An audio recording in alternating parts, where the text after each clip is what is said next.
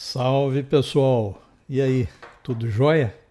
Bem-vindos à nossa terceira aula e vamos começar com mais uma dica aqui de vovô toqueiro para vocês, ainda com relação ao VS Code, uma extensão bem interessante de instalarem aí é esse PHP IntelliFence, que acrescenta aí aquele IntelliSense para dar umas dicas à medida que você for completar, ó. Ele apresenta aqui essas várias dicas de como complementar o que você está escrevendo, certo?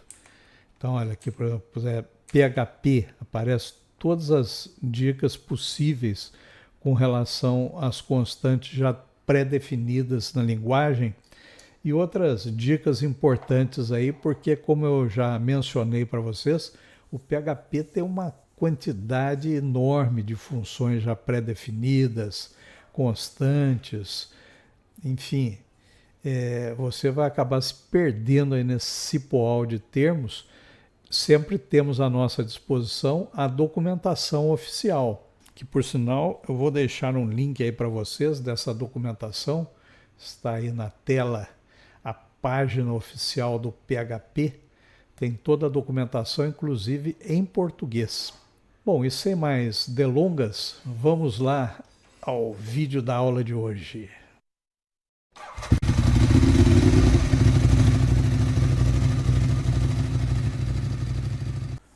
Quando eu falei das tags do PHP, eu tinha mencionado que quando nós tivermos um arquivo que só contenha código PHP, é melhor não colocar essa tag de encerramento. Eu vou mostrar aqui, antes da gente começar, melhor para vocês o porquê disso. Vamos supor que a gente tenha este arquivo PHP, aqui dentro a gente teria um monte de código, inclusive para renderização da sua página, e aqui embaixo você anotou aqui o telefone da sua namorada Filomena.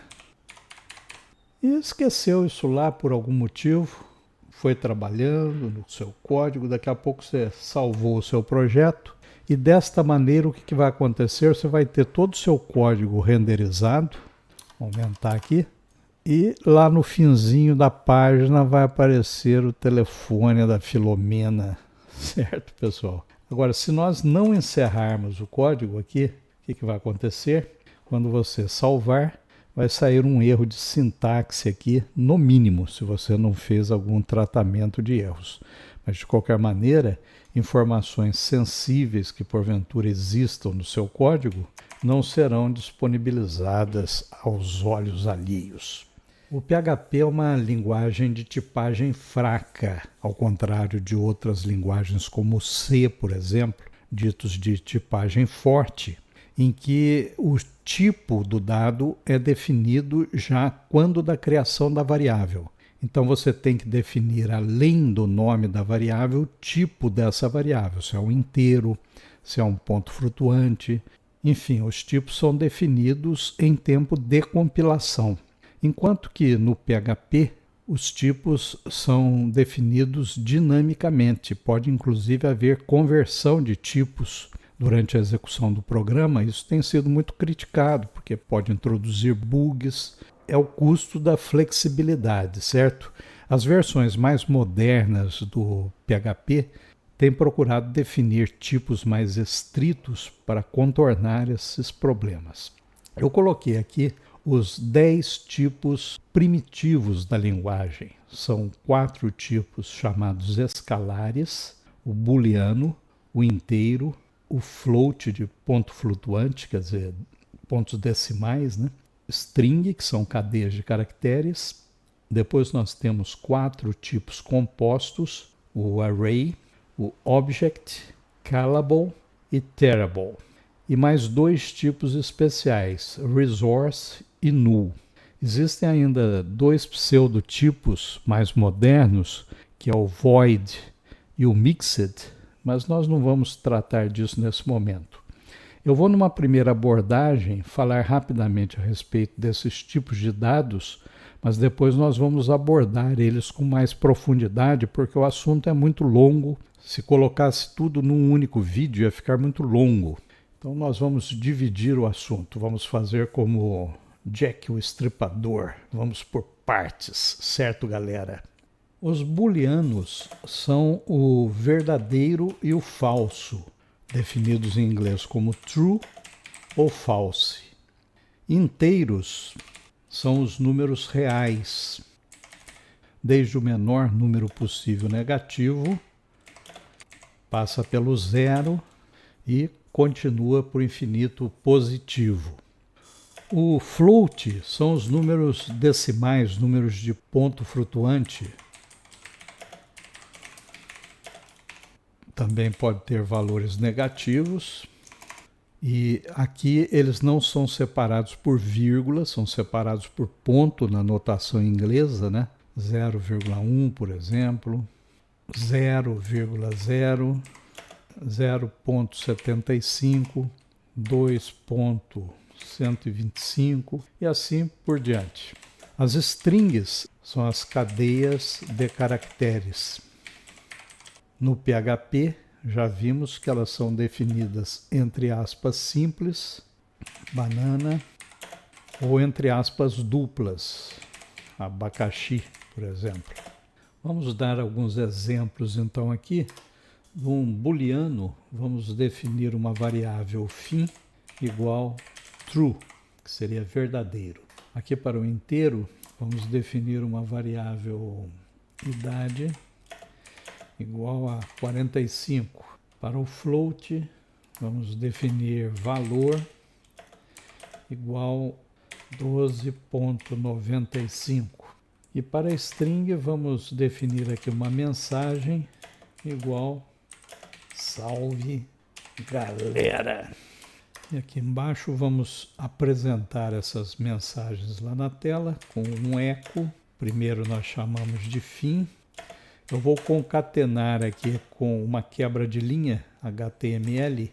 Vou copiar e colar mais 3 aqui. Essa aqui nós vamos definir como idade. Essa outra é o valor. E a última, mensagem. Vou salvar. Eu vou exibir aqui então nesta página aula 3. Deixa eu aumentar um pouquinho aqui. Esses 3 valores aqui, eu acho que não tem dúvida, né? O inteiro, 45, que nós definimos, o float e a string salve galera. Esse primeiro valor, o true, ele é representado por 1 e o false, se eu colocar aqui em vez de true, false, ele simplesmente não mostra nada. É um valor em branco aqui que ele exibiria, um branco. Mas não se preocupem com isso, que nós vamos voltar a falar de booleanos mais adiante. Mas a convenção, então, é 1 para verdadeiro e nada, ou seja, em branco, para falso. E os outros valores, cada um deles está aí. Mas existe uma maneira mais interessante da gente ver o tipo, que é usando a função var_dump. Nós vamos utilizar muito essa função aqui ao longo do nosso curso. Basta passar aqui o nome da variável, no caso aqui a variável fim, e ela apresenta bem mais informações a respeito da variável. Então ela dá o tipo da variável, é um bool, e qual o valor armazenado na variável, no caso aqui true. Eu vou copiar aqui o var_dump aqui e vamos fazer para as demais aqui. Aqui é para idade, uma aqui para o valor e outra aqui para mensagem. E aí está. Aqui ela dá o int, tipo float, tipo string. E no caso da string, além do valor contido dentro da string, ela dá também a quantidade de caracteres. Olha, aqui tem então 14 caracteres, incluindo aqui esse espaço em branco. Todos eles são contados aqui nesse número 14. Essas então são as informações básicas sobre os 4 tipos escalares. Nós vamos voltar depois a tratar de cada um deles em mais profundidade à medida que nós formos avançando no curso. Vamos falar agora do tipo array, que são lista ou coleções.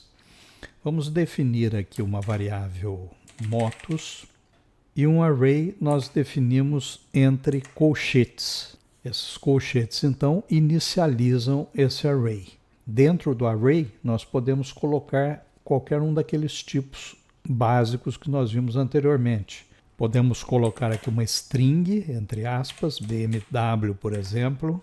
Podemos colocar um inteiro. Podemos colocar um ponto flutuante, um float. E podemos colocar um booleano. Então, coloquei aqui todos os tipos misturados e tudo isso é possível.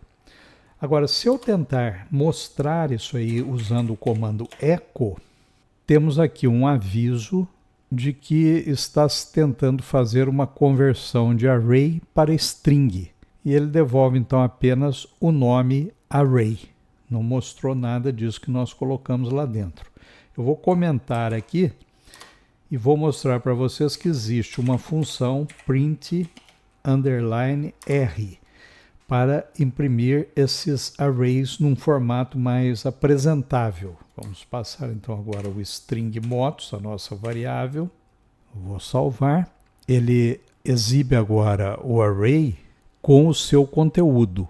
Entre colchetes, nós temos aqui os índices do array que são atribuídos automaticamente. Nós vamos voltar a esse assunto e eu estou só fazendo uma apresentação bem rápida. Então não se preocupem se não entenderem tudo isso de uma vez só. Nós temos que ir devagar, viu, pessoal? Porque o assunto é muita coisa, né? Então esse primeiro item aqui, ele começa sempre em 0. Tá vendo aqui? O 0 é o nosso primeiro item do array, o BMW aqui no código. Para o segundo item, aquele inteiro lá, ele pega o índice 1. Então, 1250 é esse valor inteiro que eu defini. E assim por diante. O 2 vai ser aquele float e o 3 é esse 1 que é retornado pelo booleano true. Então, por enquanto, nós vamos ficar só nessa apresentação geral dos arrays, que nós vamos voltar a cada um desses tipos com mais detalhes em aulas subsequentes. Esses outros tipos aqui, o object, o callable e o iterable, nós precisamos avançar um pouco mais no curso, porque nós vamos ter que ver a parte de classes, objetos do PHP.